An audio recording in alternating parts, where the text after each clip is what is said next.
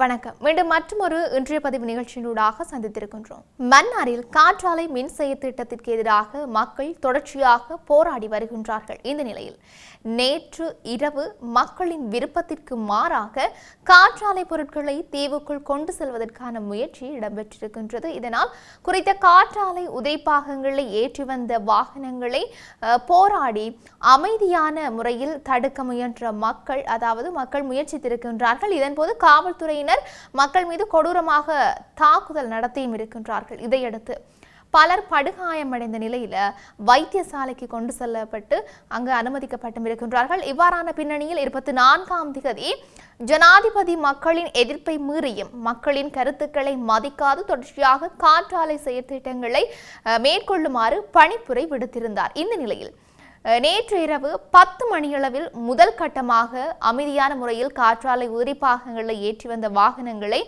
மக்கள் தடுத்து நிறுத்த முற்பட்டிருந்தார்கள்.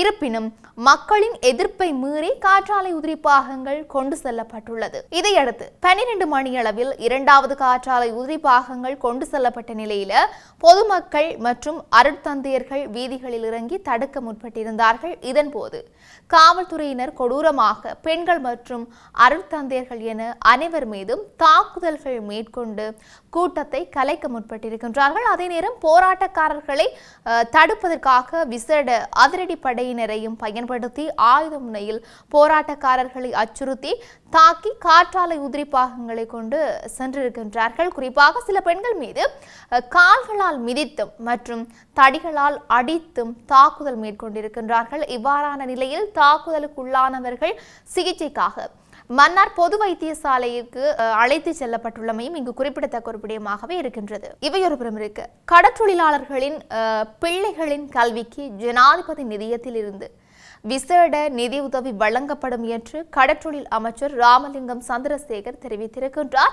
அரசாங்க தகவல் திணைக்களத்தில் நடைபெற்ற ஊடக சந்திப்பில் கருத்து தெரிவிக்கும் போதே அவர் இதனை குறிப்பிட்டும் இருக்கின்றார். அத்துடன் கடற்றொழிலாளர்கள் நீண்ட காலமாக பல சிரமங்களுக்கும் சமூக ரீதியான ஓரங்கட்டல்களுக்கும் உள்ளாகி வருவதாக அமைச்சர் கூறியிருக்கின்றார். காணாமல் போன விபத்துக்குள்ளான அல்லது வெளிநாடுகளில் சிறைப்படுத்தப்பட்டுள்ள கடற்றொழிலாளர்களின் பிள்ளைகளின் கல்வி மற்றும் வாழ்க்கை பாதைகள் பாதிக்கப்பட்டுள்ளதாகவும் அவர் சுட்டிக்காட்டியிருக்கின்றார். இத்தகைய நிலையை மாற்றும் நோக்குடன் ஜனாதிபதி நிதியம் ஊடாக நிவாரணங்களை வழங்க அரசாங்கம் நடவடிக்கை எடுத்துள்ள நிலையில கல்வி கற்கும் பிள்ளைகளுக்கு நிதி உதவி வழங்கப்படும் என்று சொல்லியும் அமைச்சர் கூறியிருக்கின்றார். அதன்படி சாதாரணதர மாணவர்களுக்கு மாதம் 3000 ரூபாயும், உயர்தர மாணவர்களுக்கு மாதம் 5000 ரூபாயும், பல்கலைக்கழக மாணவர்களுக்கு மாதம் 8000 ரூபாயும் வழங்கப்படும் என்று சொல்லி அமைச்சர் தெரிவித்திருந்தமையும் இங்கு சுட்டிக்காட்டத்தக்கது. தொடர்ச்சியாக அண்மை காலமாக லாபமடைந்து வரும் பலாலி விமான நிலையம் இந்த ஆண்டு ஆகஸ்ட் மாதம் 85 மில்லியன் ரூபாய் லாபமடைந்துள்ளதாக போக்குவரத்து நெடுஞ்சாலைகள் அபிவிருத்தி துறைமுகம் மற்றும் சிவில் விமான சேவைகள் அமைச்சர் பிமல் ரத்நாயக்க தெரிவித்திருக்கின்றார். பலாலி விமான நிலையத்தின் அபிவிருத்தி பணிகள் நிபுணத்துவ திட்டமிடலுக்கு அமைய மேற்கொள்ளப்படுமே தவிர அரசியல்வாதிகளின் நோக்கங்களுக்காக அல்ல என்று சொல்லி அவர் சுட்டிக்காட்டியிருக்கின்றார்.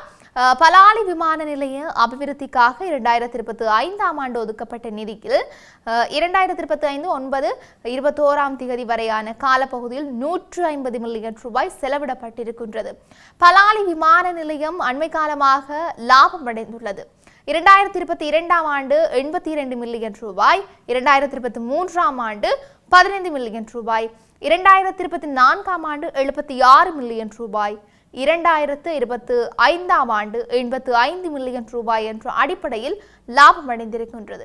1950ஆம் ஆண்டு சிவில் விமான சேவைகள் திணைக்கள திட்டமிடல் இலக்கம் 1597 பிரகாரம் பலாலி விமான நிலையத்துக்கு 349 ரூட் 3 பெர்ஜஸ் 35.9 ஏக்கர் காணி சுவீகரிக்கப்பட்டிருக்கின்றது. இதற்காக செலுத்தப்பட்ட நட்டஈடு தொடர்பான தகவல்கள் யாழ் மாவட்ட செயலகத்தில் இருக்கின்றன. ஏனைய காணிகள் சிவில் விமான சேவைகள் திணைக்களத்தால் சுவீகரிக்கப்படவில்லை. இதற்கான தகவல்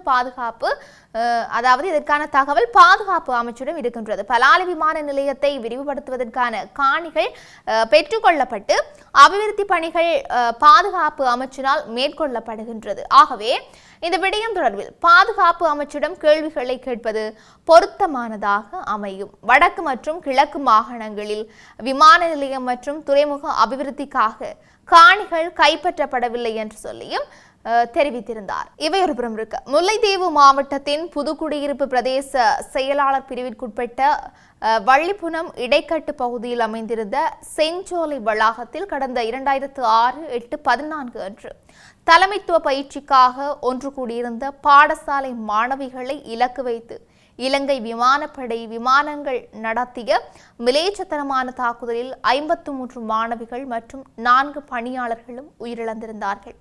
இந்த நிலையில் குறித்த மாணவிகளின் நினைவாக இடைக்கட்டு வளாகத்தில் நினைவு தூபியொன்றை அமைக்க வேண்டும் என்று பலராலும் தொடர் கோரிக்கை முன்வைக்கப்பட்டு வரும் நிலையில் இடைக்கட்டு செஞ்சோலை வளாகத்தை புதுக்குடியிருப்பு பிரதேச சபை ஆளுகைக்கு உட்படுத்தி அங்கு நினைவு தூபியொன்றை அமைக்க புதுக்குடியிருப்பு பிரதேச சபையில் ஏகமனதாக தீர்மானம் ஒன்று நிறைவேற்றப்பட்டிருக்கின்றது.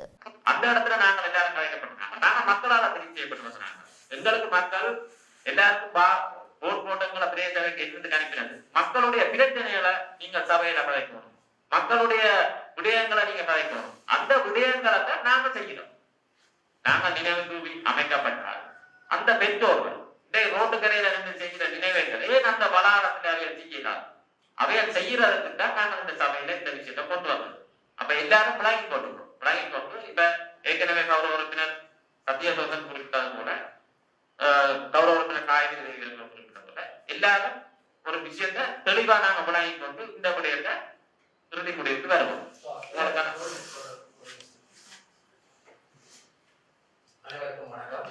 இந்த 20 ஆண்டுகள் அந்த செஞ்சோலை வளாகம் 20 ஆண்டுகள் ஆகுது நினைக்கிறேன். அந்த கொடுமையான சம்பவத்தை நேரடியாக பார்த்தவனால் அத்தனை பேருடைய மரண விசாரணைகளையும் மேற்கொண்டு சிறப்பு சான்றிதழ் வழங்கியவனால் உண்மையிலேயே படித்துக் கொண்டிருந்த மாணவர்கள் அதிலே பொதுவுடைய மாணவர்கள் பெறப்பட்டார்கள். உண்மையிலே அந்த நினைவு என்பது வரலாற்றிலே ஒரு நடைபெற்ற ஒரு இந்தியல் சம்பவம். இந்த பிரதேசத்திலே நடந்த ஒரு விமான குண்டு தாக்குதலிலே மிகவும் சிதறு துண்டங்களாகத்தான் நாங்கள் அந்த உடல்களை பொறுக்கி எடுத்து வைத்தியசாலைக்கு கொண்டு வந்து மரண விசாரணை அவருடைய யாருக்கு இனங்காண முடியாத சடலங்களாக நாங்கள் கொண்டு வந்தோம். உண்மையிலே அந்த சம்பவம் ஒரு பிரதேசத்திலே நடந்த ஒரு கொடுமையான விமான தாக்குதல். அந்த சம்பவம் காலமாக அடுத்த சந்ததிக்கு கடத்தப்பட வேண்டும். நம்முடைய பிரதேசத்திலே இப்படியான சம்பவங்கள் நடைபெற்றது என்பதை இப்படி இருக்க நாட்டில் இன்னும் என்னெல்லாம் நடக்க போகிறதுன்னு சொல்லி நாங்களும் பொறுத்திருந்து பார்க்கலாம். மீண்டும் மற்றொரு பதிவினூடாக சந்திக்கலாம். வணக்கம்.